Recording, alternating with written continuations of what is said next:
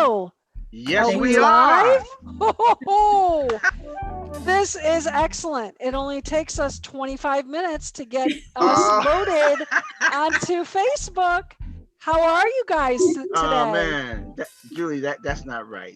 You just threw me under the bus 10 Oh, times. no, no, it wasn't your fault. It was someone else's fault. Don't you? You told me that. It was the internet. It was the internet, man. Who do we need to write No, a it letter was to? Facebook. That's what I'm talking about. It was Facebook. Oh, Yeah, for sure. Now, what's going on with you guys? I need to know your update. Well, been very busy. very busy because you Close you the know deal. um you know I'm raising the money for Yes, the how's that Augusta deal. going? I did not realize the work. Oh, yeah. Oh my goodness, I'm loving every minute. Excellent. You know what I'm saying? I'm loving every minute, but Mm-hmm. yeah, yep. It's excellent. But we're coming along. So far we still raising money. We've got a little more to Okay. go, Okay. and I'm just trying to. I'm trying to get to 500K. So I'm pushing. Well, I would hope that the people that are listening would be open to hearing about that and that maybe they would look to reach out to you, Daryl, because everybody knows you, right? I mean, Correct. you have a relationship with everyone here. So, if anybody is listening and you're interested in looking at a deal in Augusta, Georgia, this might be an opportunity for you to get into your first limited partnership. And I'll tell you this, and if you haven't heard me say this, welcome to my spiel. Everybody should be a limited partner on a deal before going to be a GP. Let's face it, you need to figure out how somebody's going to speak to you as a limited partner before you become a GP, because you need to know what the lingo is, what's important to be communicating with your limited partners. So you take that money, 25, 30, 50,000, 100,000, and invest it in a deal. And what more would you not want to look at Daryl's deal? It's something you should really consider. Yeah, So yeah. that's all I have to say It's about that. 104 units, right, in Augusta, Georgia. So Yeah. exactly. What's the minimum buy-in on that? 50. 50,000. So I'm hoping that your phone's going to start to ring now, Daryl. I hope so. it will. All right. So Okay. what are we talking about today, Today, Daryl? oh, before we get started, I'd like to introduce Julianne Peterson from Old Capital. I'd like to introduce Alicia Milton from KW Commercial out in Phoenix, Arizona. And I'd like to introduce, of course, myself, Daryl Murphy Sr. from the Murphy Bennett Financial Group, LLC. So what is today's topic? Today's topic is about multifamily waits to see if vacancy will top 6% this year. So we're going to discuss right here. I was reading this article, right? And it said right here, the multifamily has been experiencing a softening of fundamentals, including a rise in vacancies. But overall, the vacancy rate just only now reached 5.2%.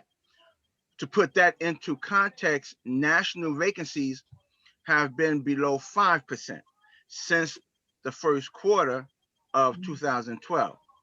The question to ask is, will that rate hold steady, or is this the start of an upward trend? So, Julie, I want to ask you, because you're the money, you Yep. handle the dough. Yep.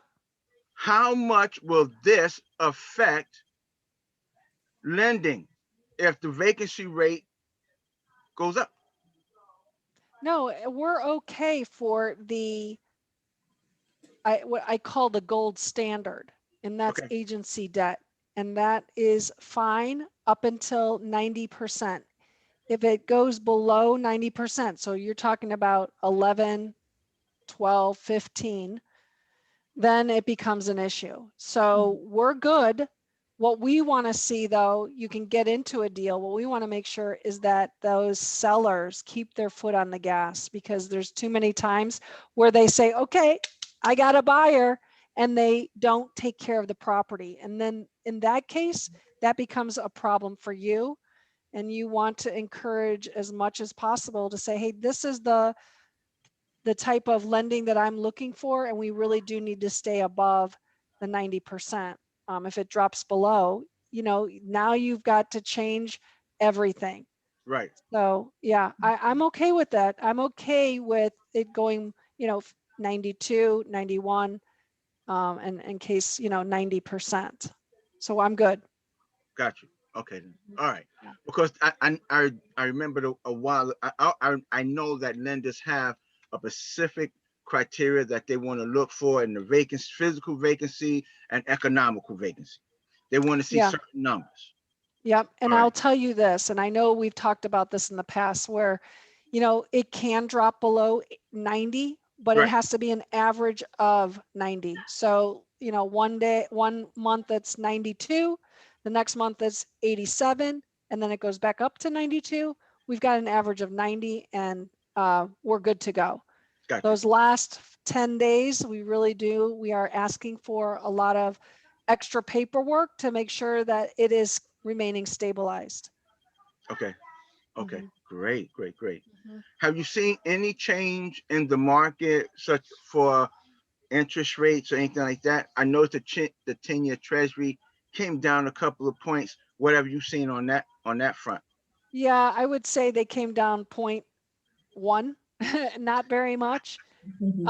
At the beginning of the week, I think, or maybe it was last week, it came down 5 bips. So across the nation, across all of the different products in Freddie, they came down 5 bips.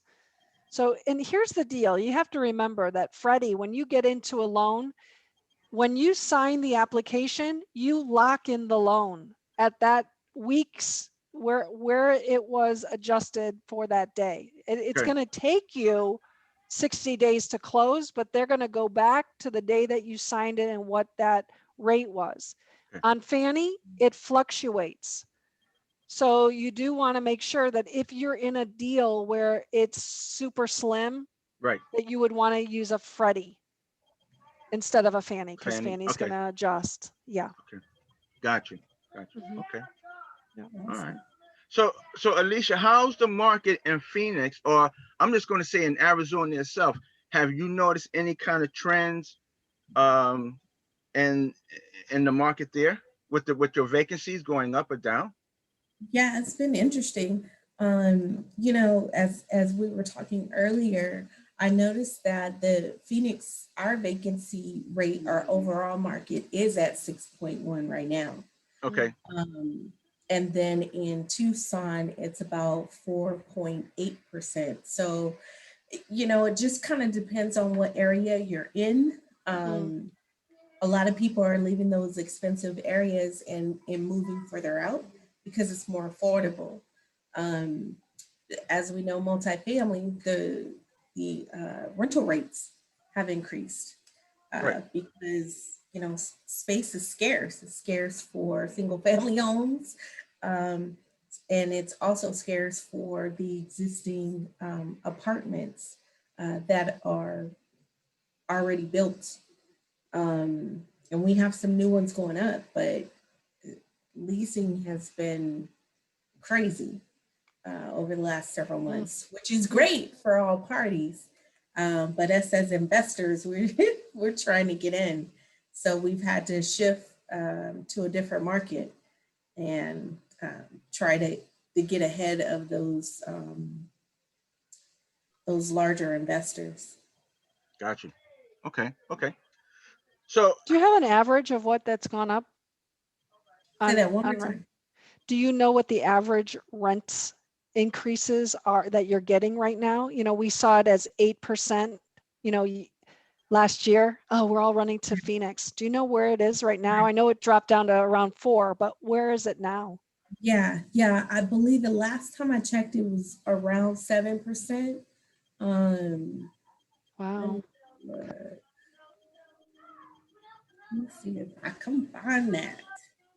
How's it going in your market, Daryl, as I'm looking for that Well, information? let me, something. It's been going pretty good. Matter of fact, I wanted to expand on that a little bit. So let's do this. So as we was reading the article, I was thinking. I said, I want to just show a little bit of a graph. Now this is national. Okay, so this is national. I did not go into one particular market, but nationally, it appears that as of, let me see, as of the first quarter, um, it like is going up, like just right here, but it doesn't appear to be, it does not appear to be a a big jump. It's just a little jump from the first quarter to the Mhm. second quarter. So it's a slight little hype, and that's about it. But but nationally, it says that from there they're projecting or Mm. predicting, whichever one you want to go with, it's going to come down and then level out. So around 6. So I wanted to just show that on the vacancy, and then here the stabilized is coming down to about right here, the first quarter, and the stabilize saying it's going to Mm. stabilize and just ease up, but it doesn't. It's like it says for national, like it's going to be around 6%. And if you look at the article, their numbers are just about coinciding with what we're talking about. So look at the numbers here, and according to them, it's that's about what it is. Now, if I was to look at Mm. Texas itself, which is my market, so if we were to look at Texas itself, then let's see if it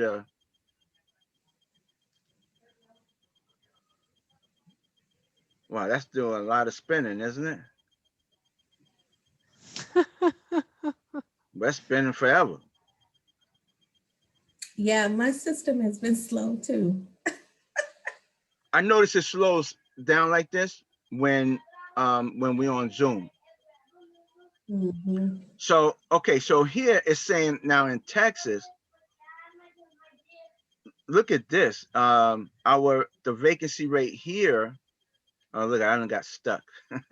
Look at that. Oh Okay, there you man, go. look at that. So see right here, the first quarter, we had a 10.4. That's that's statewide. This is not individually, everyone. This is statewide. And it looks like Statewide it's, Texas. yeah, Hmm. statewide Texas, like it's the vacancy rate is going to climb, but it's going to come down around right here around the second quarter of 2022, and then come back come back there. So if I had to look at an individual market, say Houston, then or DFW or Killeen or one of those markets, I can only matter of fact, here's Fort Worth and here's Dallas. So if we were to just even look at Dallas, we would you would see what it probably. I don't think it's going to read that much because in Dallas, uh, the units are not staying vacant for long. So, Right. but How's the rent doing down there? you got to roll. All right, Hi, Yeah, all I right, Julie. gotta Julie. roll. Okay, See you Enjoy. guys. all right. See ya. Thank you. Have a great weekend. So, how's the rent over there in Texas? Well, right now I'm looking at a deal in Texas, right? Uh-huh. And the rents are coming in around, and I'm just going to give an average. Yep. Um, I do believe this is in Killeen, and the rents are coming in around 1,000. I'm just going to throw it. That's average, not but I do believe it's coming in around 1,000. So and Listen. and this is Dallas. So right here, look at this. Dallas on the first, right here in the first quarter is Matter of fact, coming up, you can see a slight escalation, Right.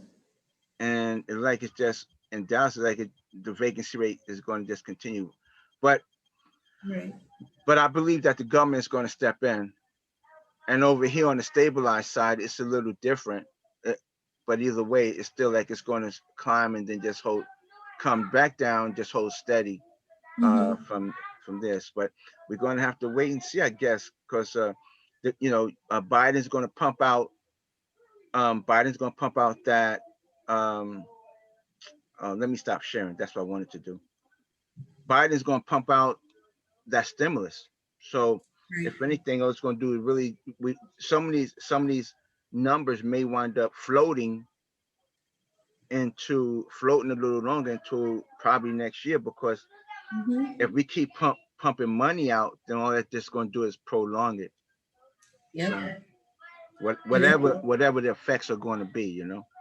yeah, and I was looking up the market rental growth here in Phoenix, and it's gone up. Um, and it's interesting because it's fluctuated between 4.7, Right. um, and they're expecting it to go to about 8.2. Okay. So, and that's year over year, but it's still referencing the first quarter of Gotcha. 2021.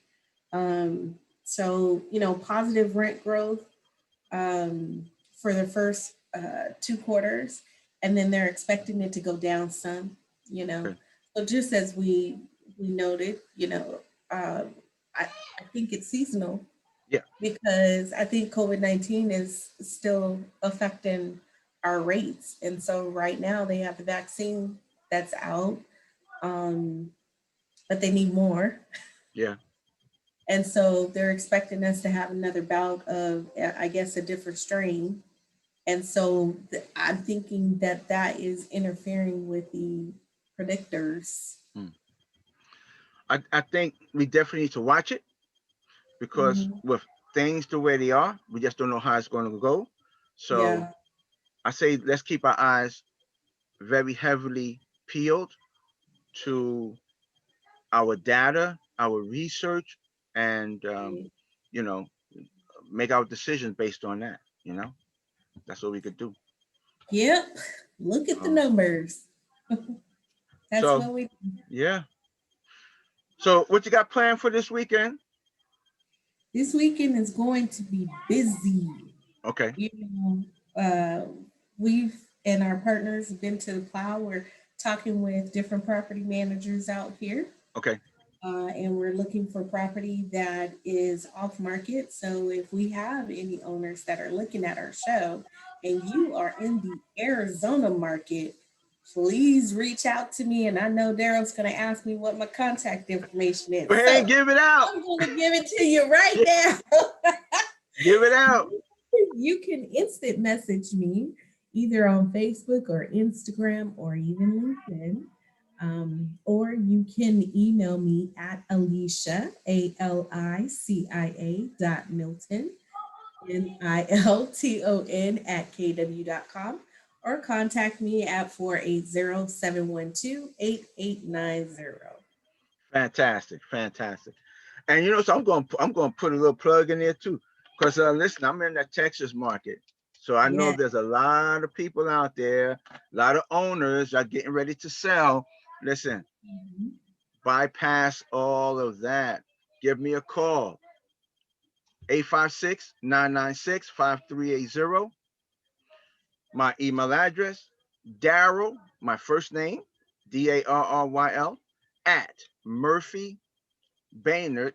You see that right back there? BAYNARD, Murphy Baynard. That's what it is. Daryl at Murphy Baynard Group.com.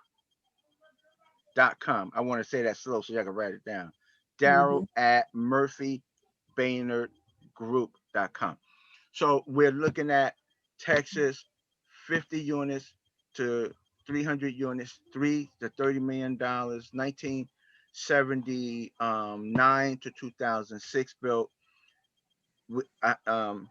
I belong to a network. We belong to a network that's including Alicia. We belong to a network of high net worth individuals that are ready to make a move.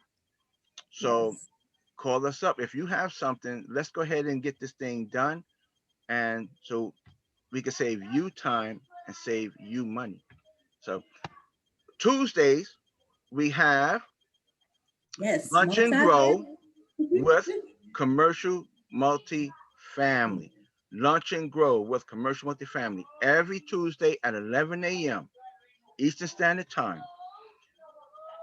All of us come together.